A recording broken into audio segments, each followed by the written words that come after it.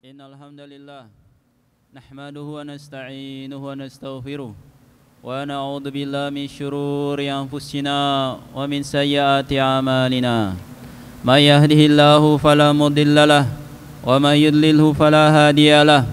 Wa asyhadu an la ilaha illallah wahdahu la syarikalah wa asyhadu anna Muhammadan 'abduhu wa rasuluhu la nabiyya ba'dah. Qala Allah ta'ala fi kitabihil karim, يا أيها الذين آمنوا اتقوا الله حق تقاته ولا تموتن إلا وأنتم مسلمون. وقال أيضا يا أيها الناس اعبدوا ربكم الذي خلقكم من نفس واحدة وخلق منها زوجها وبث منهما رجالا كثيرا ونساء واتقوا الله الذي تساءلون به والأرحام إن الله كان عليكم رقيبا. أما بعد أوصيكم ونفسي بتقوى الله فقد فاز المتقون.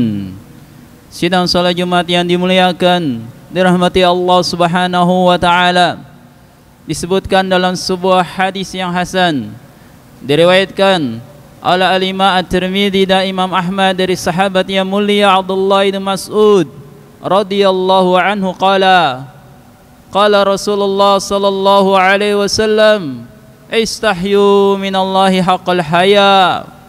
Qalu inna lanastahyi walhamdulillah ya Rasulullah. Qala laysa dzaka walakin nastahya minallahi haqqal haya an tahfadha ra'sa wa ma wa'a wa an tahfadha al-batna wa ma hawa wa an tadhkurul mauta wal bila faman arada al-akhirata taraka zinatal hayatad dunya faman fa'ala dhalika faqad istahya minallahi haqqal haya. Kaum muslimin, sidang salat Jumat yang dimuliakan, dirahmati Allah Subhanahu wa taala, disebutkan dalam sebuah hadis yang diriwayatkan oleh Imam Tirmidzi dan Imam Ahmad dari sahabat yang mulia Abdullah bin Mas'ud, semoga Allah meridhoinya. Beliau berkata, bersabda Rasulullah sallallahu alaihi wasallam di hadapan para sahabatnya, malulah kalian kepada Allah dengan sebenar-benarnya malu. Rasulullah sallam memberikan petuah kepada para sahabat untuk memiliki sifat malu dengan sebenar-benarnya malu, sifat yang sangat mulia yang begitu terkikis di hari-hari ini, yang mana banyak manusia sudah kehilangan sifat malu di hadapan Allah Subhanahu wa taala. Padahal sifat malu tidaklah datang kecuali kebaikan-kebaikan yang banyak, bahkan sifat malu bagian daripada keimanan.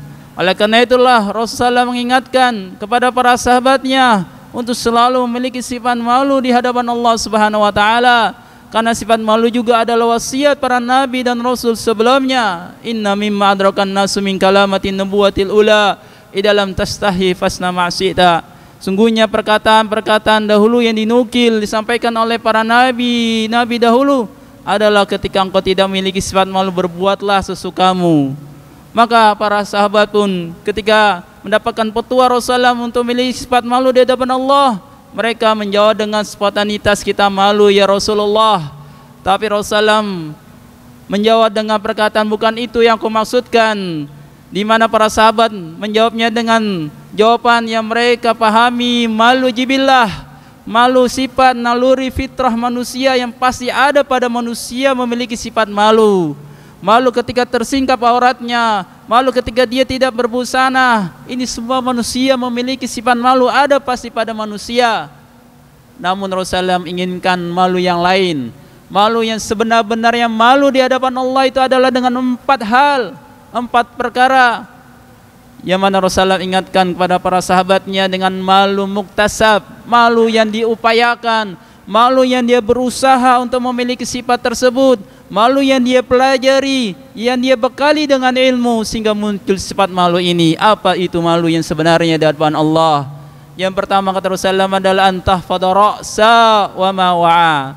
Para jamaah sidang salat Jumat yang dimuliakan dirahmati Allah, kita malu di hadapan Allah adalah dengan menjaga kepala kita, menjaga apa-apa yang ada di sekitar kepala kita dari hal-hal yang Allah murkai, dari hal-hal yang Allah benci, dari hal-hal yang akan mendatangkan azab Allah Subhanahu wa taala, dari perbuatan-perbuatan dosa yang bisa didatangkan dengan sebab apa-apa yang ada di kepala kita. Maka kita menjaga kepala kita dari hal-hal tersebut. Dan yang terpenting dari kepala kita jaga adalah pikiran kita, pemahaman kita. Jangan sampai masuk ke dalam pemahaman pemikiran kita, pemahaman yang sesat, pemahaman yang tidak berdasarkan Al-Quran dan Sunnah, pemahaman yang tidak pernah berdasarkan oleh perkataan para sahabat Nabi SAW.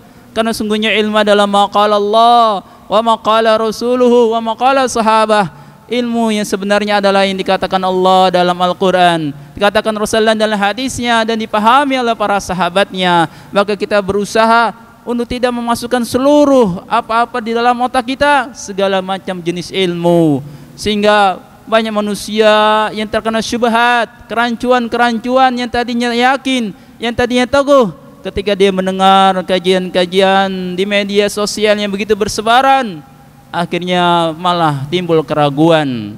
Maka berhati-hati para jamaah. Ingatlah pesan Ibnu Sirin, inna hadal ilma dinun fangduru amman takhudu dinakum. Sungguhnya ilmu ini adalah agama kita, maka kita harus perhatikan dari mana kita mengambil ilmu ini. Kita harus berhati-hati jangan sampai memasukkan pemahaman-pemahaman sesat sehingga kita akan tersesat di jalan dan sengsara di akhirat. Kemudian ayyuhal mu'minun, di antara hal yang perlu kita jaga dari kepala kita, jangan sampai kita tundukkan, kita jadikan serendah-rendahnya kepala kita sujud kepada selain Allah Subhanahu wa taala. Siapapun itu, siapapun kedudukan seseorang, tidak boleh kita sujud kepada seseorang, kita hanya boleh sujud kepada Allah Subhanahu wa taala. Bahkan kalau seandainya manusia boleh sujud kepada manusia, kata Rasulullah SAW, "Lau kuntu amiron ahadan an yasjuda li ahadin, la amartu zaujata an tasjuda li zaujiha." Kalau seandainya aku boleh memerintahkan seorang sujud kepada seseorang, aku akan memerintahkan seorang istri untuk sujud kepada suaminya. Namun tetap tidak dibolehkan. Maka kita berusaha dan kita menjaga kemuliaan yang begitu mulia di tubuh manusia itu, kepala. Jangan sampai kita sujud, ruku kepada siapapun itu, entah dia guru kita, entah dia seorang yang mulia di hadapan kita. Tetap kemuliaan, penghormatan ada batasan-batasannya. Jangan sampai kita memuliakan dengan berlebih-lebihan sehingga menuju kepada keharaman, bahkan sampai kepada perbuatan kesyirikan. Dan di antara kepala kita jaga dalam mata kita jaga dari hal-hal yang bisa mendatangkan maksiat dengan melihat hal-hal yang haram. Qul lil mu'minina yaqudduna min absarihim, katakan tuh orang-orang mukmin menundukkan pandangan mata. Rasulullah bahkan sabdakan, kutiba li bani adam nasibuhu minaz zina mudrikala mahalalahu. Sungguhnya telah ditetapkan, tidak bisa mengelak kepada Bani Adam akan mendapatkan bagian zina pada tubuhnya. Fazinahu ainani nadhar. Sungguhnya zina kedua mata adalah dengan memandang, dengan melihat. Maka kita harus tundukkan pandangan mata ayyuhal mu'minun. Betapa banyak dosa yang kita pandang dengan handphone kita, dengan di sekitar lingkungan kita, terlebih lagi di lingkungan yang terbaur, lingkungan yang terbuka, tersikap auratnya. Maka kita jaga pandangan, kita jaga kecuali dengan hal-hal yang dihalalkan oleh Allah Subhanahu wa taala. Kita jaga mulut, jangan juga kita ucapkan hal-hal yang diharamkan Allah. Ketika Rasulullah wasiatkan kepada Muad bin Jabal, amsik alaika lisanak, jaga lisanmu wahai Muad, jaga jangan sampai mendatangkan kemurkaan Allah. Wa inna lanu akhadu mimma natakallamu bihi. Ya Rasulullah, apakah kita akan dihukum dengan sebab ucapan-ucapan kita? Sakilat ka ummuk, celaka ibumu wahai Muad. Wa hal yakubun nas bin nari ala wujuhim wa ala manakhirihim illa hasaida alsinatihim. Bukankah manusia diseret ke api neraka jahanam, di atas wajah-wajah mereka, di atas punggung-punggung mereka, tidak lain karena sebab lisan-lisan yang mereka tidak jaga, dari perkataan-perkataan dusta, perkataan keji, perkataan mengandung domba, perkataan ghaibah, dan hal-hal lain yang mendatangkan kemurkaan Allah. Maka kita jaga lisan kita dari hal-hal tersebut ayyuhal mu'minun. Begitu juga kita jaga telinga kita, jangan mendengar kecuali yang diridhai Allah Subhanahu wa taala. Jangan mendengar musik-musik yang diharamkan Allah. Ingatlah, inna sam'a wal basara wal fuada kullu ulaika kana anhu mas'ula. Sungguhnya pendengaran, penglihatan, hati akan Allah tanya nanti di akhirat nanti. Maka kita jaga seluruh tubuh kita, kepala kita, dari mulut kita, lisan kita, mata kita, telinga kita, bahkan kita berusaha untuk mengamalkan sunnah Rasulullah SAW di kepala kita dengan memanjangkan janggut, auful lihya, wafirul lihya. Ini di antara sunnah Rasulullah SAW adalah membiarkan janggut tumbuh. Ketika seorang mengamalkannya, kena mengamalkan hadis Rasul, maka dia akan mendapatkan pahala yang besar. Aqulu qouli hada wastaghfirullah li wa lakum wa lisairil muslimina min kulli dhanbin fastaghfiruhu innahu huwal ghafurur rahim. Allahumma salli wa sallim ala sayyidina Muhammad wa ala ali sayyidina Muhammad.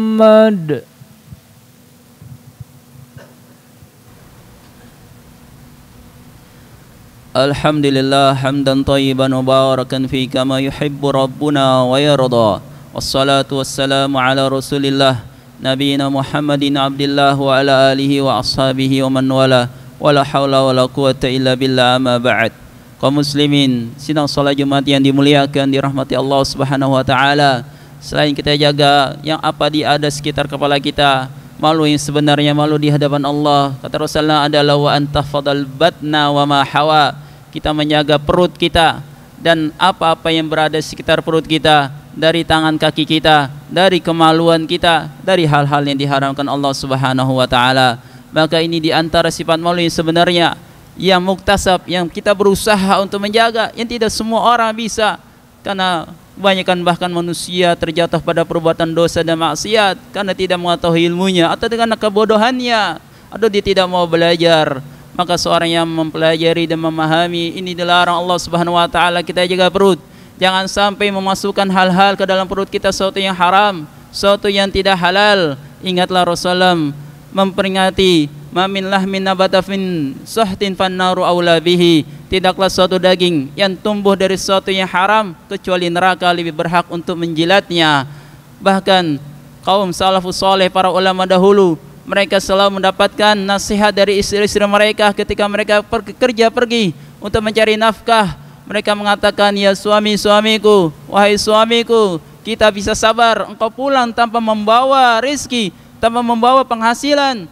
Kita bisa sabar menahan lapar dan haus, namun kita tidak bisa sabar saat engkau suamiku pulang dengan membawa rizki yang haram. Kita tidak bisa sabar menahan perut kita dari jilatan api neraka. Maka ayyuhal mu'minun, kita jaga perut kita, karena di antara hal yang Allah Subhanahu wa taala menyebabkan Allah Subhanahu wa taala tidak mengijabahkan doa seorang hamba, di antaranya adalah karena sebab makanan-makanan yang haram. Ketika Rasulullah menyebutkan sebuah hadis yang panjang, yutilus safar dakarojula yutilus safar ash'as akbar yamudu yadaila sama ya rabbi ya rabbi. Ada seorang yang dia melakukan perjalanan safar yang panjang dan kemudian dia dalam kesusahan, rambutnya kusut kusai, kemudian dia mengangkat tangannya, kemudian bertawasul dengan kata ya Rabb Tuhanku. Semuanya sebab-sebab diijabahkan doanya sudah terpenuhi dalam keadaan safar. Dalam kata Rasulullah, wa malbasuhu haram wa mat'amuhu haram wa ghudhiya bil haram fa anna yustajabu lidzalik.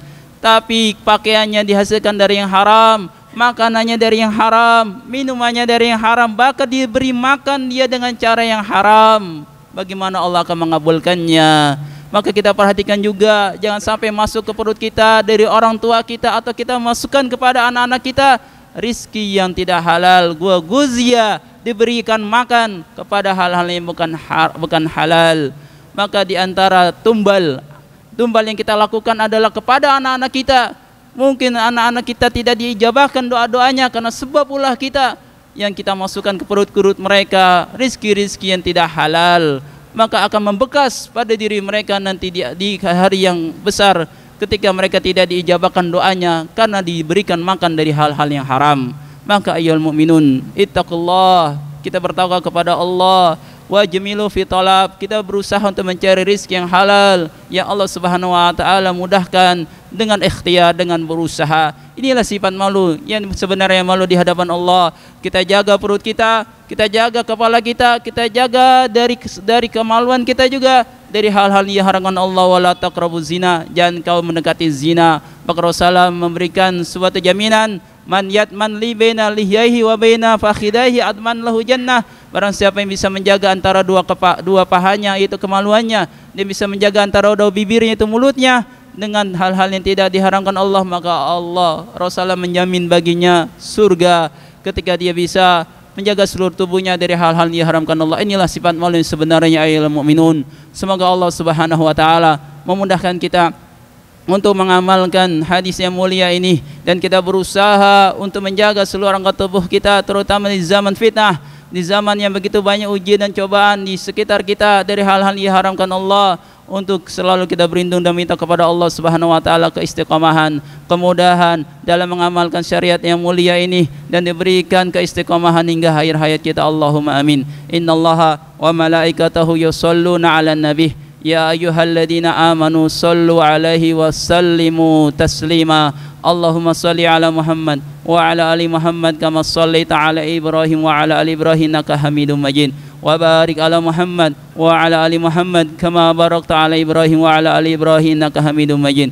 Allahumma fir lil muslimina wal muslimat wal mu'minina wal mu'minat al ahya'i minhum wal amwat innaka samiun qariibun mujibud da'wat ya qadiyal hajat. Rabbana la tuzigh qulubana ba'da idh hadaitana wa hab lana min ladunka rahmah innaka antal wahhab Allahumma arinal haqqa haqqan warzuqna ittiba'ah wa arinal batila batila warzuqna tinabah. Ya muqallibal qulub sabbit qulubana ala dinik, ya musarrifal qulub sarrif qulubana ila ta'atik. Rabbana atina fid dunya hasanah wa fil akhirati hasanah wa qina adzabannar. Wa akhiru da'wana alhamdulillahi rabbil alamin. Aqimis shalah. Allahu Akbar, asyhadu an la ilaha illallah, asyhadu anna Muhammadar Rasulullah.